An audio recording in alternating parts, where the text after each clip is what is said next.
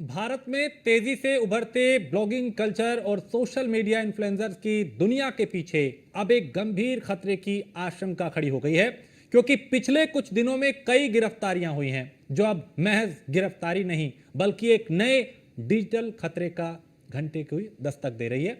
यानी ये खतरे की घंटी है और उसको दस्तक दी जा रही है। और ऐसे में सवाल ये कि आखिर युवा जासूसी से नेटवर्क में कैसे फंस जाता है। क्या जासूसी के नेटवर्क को ध्वस्त किया जा सकता है? पहले रिपोर्ट देखिए। जासूसी के जाल में फंसे युवा, नापाक यारी, देश से गद्दारी, आईएसआई के मोहरे, जासूसी के चेहरे। आपने फिल्मों में जासूसी करते हुए कई सीन देखे होंगे, लेकिन ये जासूसी अब फिल्मों तक ही सीमित नहीं है। रियल लाइफ में भी देश के गद्दार दुश्मन के लिए जासूसी का धंधा करने लगे, क्योंकि 3 राज्यों में कार्रवाई ने सबको हैरान कर दिया है। सनसनीखेज एक्शन में हरियाणा, पंजाब और उत्तर प्रदेश से 11 से ज्यादा पाकिस्तानी जासूसों को धर दबोचा गया है। ये सब 22 अप्रैल 2025 को पहलगाम आतंकी हमले के बाद शुरू हुआ, जब भारतीय सुरक्षा एजेंसियों ने जासूसी के एक खतरनाक नेटवर्क का पर्दाफाश किया। इन जासूसों में एक ट्रैवल ब्लॉगर से लेकर सुरक्षा गार्ड और ऐप डिलीवर तक शामिल है, जो सोशल मीडिया हनी ट्रैप और पैसे के लालच में फंसकर देश की संवेदनशील जानकारी पाकिस्तानी खुफिया एजेंसी आईएसआई को लीक कर रहे थे।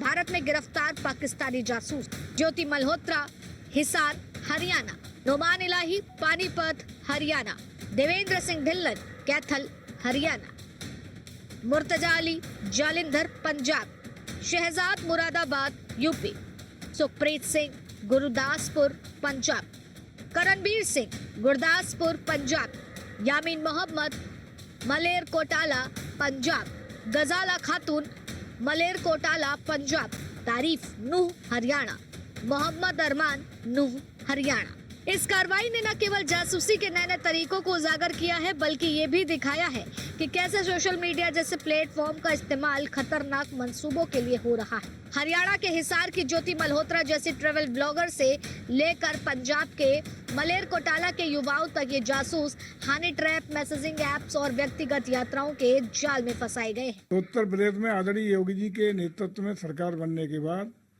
इन 8 वर्षों में उत्तर प्रदेश में कानून का राज स्थापित हुआ है। अपराधी हो, आतंकवादी हो, समाज विरोधी हो या गलत करने वाले कोई लोग हों, उनको कठोरतम तरीके से निपटने का काम प्रदेश सरकार हर मोर्चे पर भारत के दुश्मनों को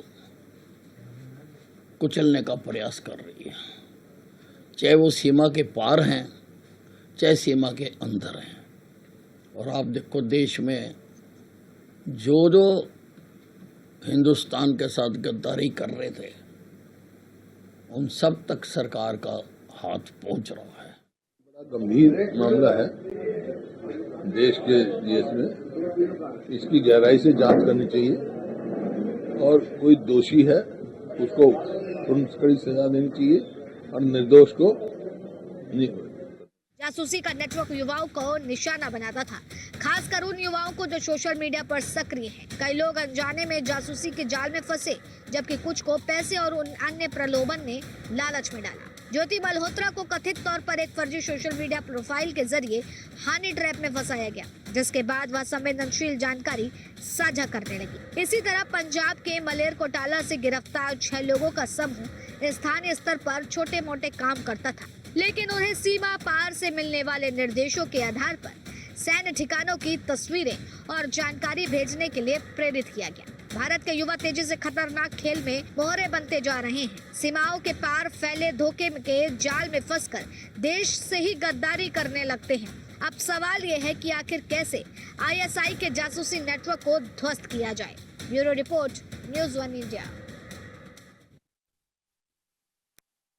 कैसे युवा इस जाल में फंस रहे हैं और कैसे देश से गद्दारी कर रहे हैं, ये बड़ा सवाल है अपने आप में। क्योंकि ज्योति मल्होत्रा का ये मामला जिसने पूरे देश को चौंका दिया कि कैसे एक यूट्यूबर जो कई जगह घूमती है, वीडियो ब्लॉग बनाती है और फिर कैसे पाकिस्तान के वो शिकंजे में फंसती है और कैसे देश से गद्दारी करने का आरोप लगता है। 1 नहीं, 2 नहीं, कई ऐसे यूट्यूबर जो अब जांच के घेरे में हैं।